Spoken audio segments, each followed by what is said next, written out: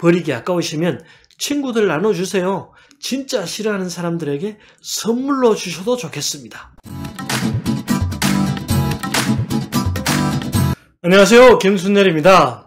오늘은 만성염증 제거를 위해서 노력하시는 분들을 위한 영상입니다. 너무 슬프고 받아들이기 힘들지만 우리 몸은 나이가 들면서 녹이 슬고 기능이 약해지고 고장이 납니다. 마치 오래된 자동차처럼 말입니다. 아무리 수리를 해도 처음 차를 샀던 그 당시로 돌아가지는 못하죠. 이렇게 우리 몸이 녹슬고 약해지고 고장나는 원인이 바로 염증 때문입니다. 우리 몸 구석구석에 찌꺼기가 쌓이고 그것을 처리해서 청소해 주는 것이 면역력인데요. 이 면역력이 떨어지면 찌꺼기가 쌓이고 썩어서 염증이 되는 것입니다. 건강하게 장수하려면 바로 이 염증을 잘 관리해야 하는데요. 염증의 발생을 100% 막을 수는 없습니다. 하지만 관리 여부에 따라서 내 몸을 조금 더 오래 건강하게 유지할 수 있다는 점 꼭 기억하시고 끊임없이 닦고 조이고 기름 쳐주셔야 합니다. 만성 염증을 제거하기 위해서 우리가 제일 먼저 해야 할 일은 내가 매일 먹는 음식, 식단을 관리하는 것인데요. 만성 염증을 제거하기 위한 식단으로 가장 추천드리는 것은 키토제닉 식단입니다. 일명 저탄고지 식단이죠. 키토제닉 식단과 저탄고지 식단이 약간 다르기는 합니다. 하지만 이 둘을 완전히 구별하는 것은 좀 어려운 것 같습니다. 그래서 그냥 저는 이 두 가지를 같은 것으로 봅니다. 둘 다 탄수화물은 줄이고 좋은 지방을 많이 섭취하자는 목표는 같으니까 말이죠. 저는 그냥 저탄고지 식단이라고 부르겠습니다. 저탄고지 다이어트를 처음 접하는 분들이 가장 우려하는 것이 그렇게 먹다가 병나는 것 아니야? 하는 의구심입니다. 신장을 해치는 거 아니야? 간 기능이 나빠질 것 같다. 혹은 기름을 그렇게 많이 먹으면 혈관이 막혀버리는 것 아닌가 하는 생각을 하시죠. 그런데 절대 그렇지 않습니다. 우리 인간이 지구상에서 살아가면서 지금처럼 탄수화물을 많이 먹었던 시절이 없었죠. 300만 년 전에 태어났던 오스트랄로피테쿠스 아시나요? 20만 년 전 출현한 호모사피엔스 같은 우리 인간의 조상들은 탄수화물을 이렇게 많이 먹지 못했습니다. 왜냐고요? 진짜 그 당시에는 먹을 만한 게 별로 없었으니까 말이죠. 지금 우리들이 먹고 있는 쌀이나 밀을 사람들이 먹기 시작한 것은 그리 얼마 되지 않았습니다. 기껏해야 4, 5천 년밖에 되질 않았습니다. 당시에도 지금처럼 풍족하게 먹지는 못했을 겁니다. 수확량이 얼마 되지 않았으니까요. 지금 우리는 쌀밥, 과자, 빵, 케이크, 라면, 냉면, 짜장면 등등 진짜 먹을 것이 넘쳐나는 세상에 살고 있죠. 조선시대 임금님을 호텔 뷔페에 모시고 가면 아마 깜짝 놀라 쓰러지실 것입니다. 저탄고지 다이어트는 원시인 다이어트와 유사합니다. 조금의 차이는 있지만 탄수화물을 멀리하자는 목표가 같죠. 인류 역사를 두고 보면 99% 이상의 시간을 이렇게 먹어왔으니까요. 그래서 우리 몸에 전혀 해가 되지 않습니다.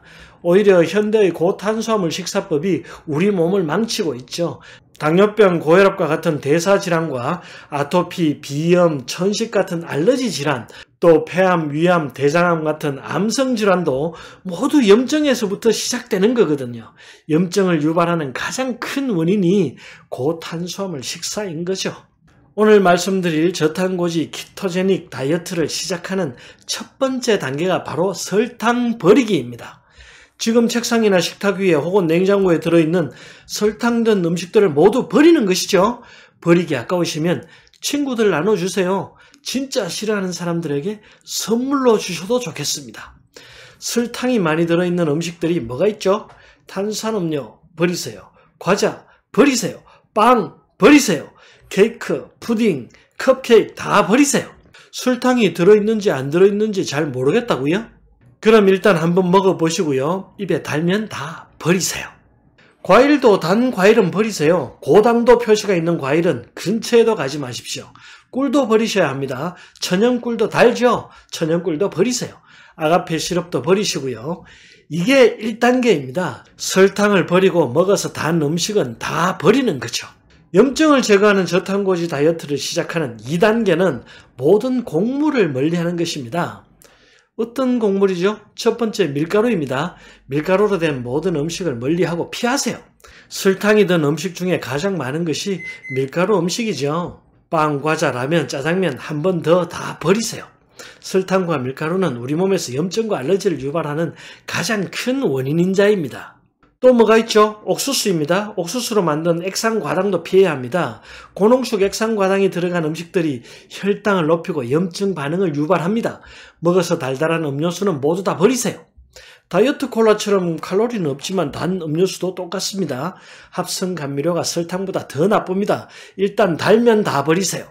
쌀도 좋지 않습니다. 흰 쌀밥은 밀가루나 옥수수만큼 나쁘죠. 차라리 삼겹살이나 계란을 드시는 게 더 낫습니다. 오트밀이나 현미는 좀 낫기는 하지만 저탄고지 식단에 포함시키는 것은 피하는 것이 좋습니다.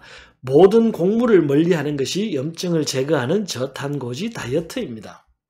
1단계는 설탕을 버리는 것이고 2단계는 곡물을 멀리하는 것이죠. 이제 3단계를 알아볼까요? 만성염증을 제거하는 저탄고지 다이어트를 시작하는 3단계는 식물성 기름을 피하는 것입니다.